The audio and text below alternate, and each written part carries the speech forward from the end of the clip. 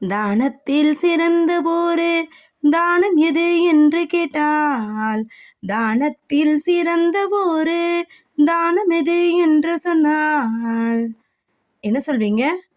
அன்னதானமே அன்னதானமே இன்றே பதிலுரைப்போம். சிவகோயில்களில் பாருங்க, எல்லாருமே அன்னதானம் போடுவாங்க. எதுக்காக இந்த அன்னதானம் போடுறாங்க? எதுக்காக மோர்தானம் கொடுக்குறாங்க? எதுக்காக கோயில்கள் எழுப்பப்படுறது? இது மாதிரி பல கேள்விகள் நமக்குள்ள இருக்கும். சரியா? ஆனால் சிவபெருமானுக்கு எதுக்காக நீங்கள் பார்த்தீங்க அப்படின்னா, சோரை முதன்மையாக சொல்கிறாங்க. பசி பசி பசி என்று அனைத்து ஜீவராசிகளும் சொல்லுது. அப்போது இந்த நம்ம ஐயனுக்கு என்ன பண்ணுறோம்? முத சோறை வந்து நம்ம என்ன பண்ணுறோம்? படைக்கிறோம். சரிங்களா? எல்லா ஜீவராசிகளுக்கும் என்ன தேவை அப்படின்னா, உணவு தேவை.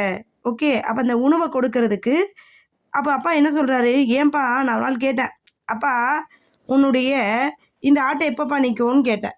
அப்போ அவர் சொன்னார், என்னைக்கு ஒரு ஜீவராசி கூட பசி இல்லைன்னு சொல்லுதோ, அந்த பசிங்கிற உணர்வு என்னைக்கு இல்லாமல் இருக்குதோ, அப்போ இந்த பிரபஞ்சத்தோட ஆட்ட விளையாட்டையே நிறுத்திடுவோம்மா அப்படின்னாரு. அப்போ அது வரைக்கும் தொடர்ச்சியாக இருக்குமாப்பா? ஆமாம். எத்தனை பேர் பசின்னு சுற்றுறாங்களோ அது வரைக்கும் நான் அந்த பிறப்பு சுழற்சியை தொடர்ச்சியாக்கிட்டே இருப்பேன். ஆனால் எப்போ பசின்ற உணர்வு அறவே அழிஞ்சு ஒழியுதோ, அதுலேருந்து என்ன பண்ணுவேன்? நான் இந்த பக்தியை கொடுப்பேன் அப்படின்னு சொல்லி சொன்னாராம். சரிங்களா? சரி, இன்னைக்கு கதை போலாமா? யாராவது நம்பிக்கையோடு நீங்கள் சாமியை கும்பிட்டீங்கன்னா நம்மளோட விதி தலையெழுத்தே மாறும் அப்படின்னு சொல்கிறது. சரிங்களா? முதல்ல பாருங்க, யமனையே என்ன பண்ணாரு? அப்படியே ஓட வச்சார் சிவபக்தன். யாருக்காக? மார்க்கண்டேயனுக்காக. சரியா? பக்த மார்க்கண்டேயன். ஓகே. சரணாகதி அடைஞ்சு சிவலிங்கத்தை கட்டி முடிச்ச உடனே என்ன பண்ணாரு? யமனை காலால் எட்டி உதைச்சு என்ன பண்ணிட்டாரு? சுவாமி காப்பாத்தினாரு. ரெண்டாவது கதை உங்களுக்கு நான் என்ன சொன்னேன்? கண்ணப்ப நாயனார் தன் கண்ணையே பறிக்கும்போது கொடுக்குறாரு. ரெண்டாவது கண்ணை பறிக்க போகும்போது தடுத்து நிறுத்தி அவரோட பக்தியை உலகுக்கு காமிச்சாரு. மூணாவது பக்தி யார் பாருங்க? இவர் திருத்தொண்ட நாயனார். ஓகேங்களா? நம்ம பிறப்பில் நம்ம என்னவா இருக்கோன்னு பார்க்கணும். இந்த சிறுத்தொண்ட நாயனார் என்ன பண்ணாரு? தன்னுடைய மகனையே வந்து பக்திக்காக பலி கொடுக்குறாரு. என்ன பலி கொடுத்தாரு தெரியுமா? இவருக்கு அன்னதானம் கொடுக்குறதுனா ரொம்ப பிடிக்கும். சரியா? சரி, இவர் டெய்லி சிவனடியார்களுக்கு சாப்பாடு போட்டுகிட்டே இருப்பார். ஒரு நாள் சிவன் வந்து என்ன பண்ணார்?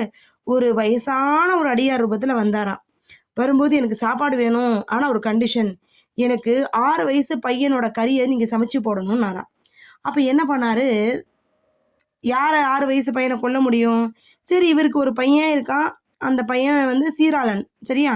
இவனை கூப்பிட்றாரு. பையா வாப்பா அப்படின்னு கூப்பிட்டு நல்ல தண்ணியை ஊற்றி குளிப்பாட்டி தலையை வெட்டி உடம்பெல்லாம் என்ன பண்ணுறாரு? பண்ணி கறி சமைச்சு வச்சுட்டாரு.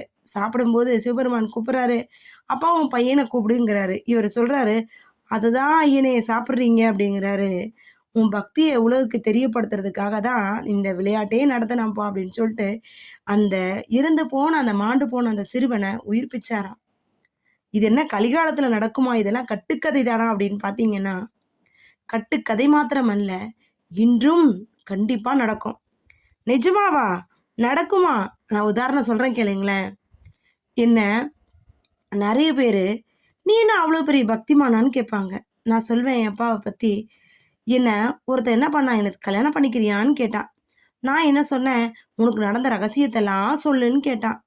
அப்போ நான் என்ன பண்ணேன்? இவங்கிட்ட நான் ஏன் ரகசியத்தை சொல்லணும்?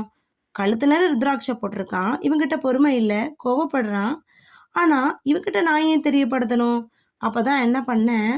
நான் எதையுமே தெரியப்படுத்தலை. அப்போ அவன் சொன்னான், எவ்வளோ கேவலமான பொண்ணு, இழிகுல பெண்ணு நான் அசிங்கமாக பேசினான்.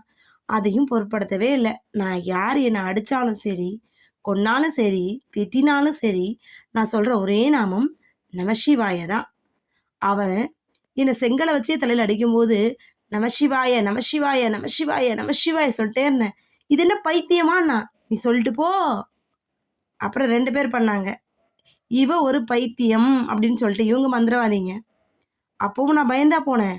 ஒரு ஊரா சுத்த விட்ட சூழ்நிலையில் ஆத்மாக்கள் பலவிதமான பழிகள் போட்டு சுற்றினாலும் எப்பவும் என் அப்பா கிட்ட அன்பு மட்டும் என் அப்பா கிட்ட இருந்துக்கிட்டே இருக்கும். யார் என்ன நீங்கள் சூழ்நிலைகள் கொடுத்தாலும் என்ன எதுவுமே அண்டவே அண்டாது. ஏன்னா நான் நம்பிக்கை வச்சிருக்கிறது யார் மேலே? என் ஐயன் ஈசன் மேலே.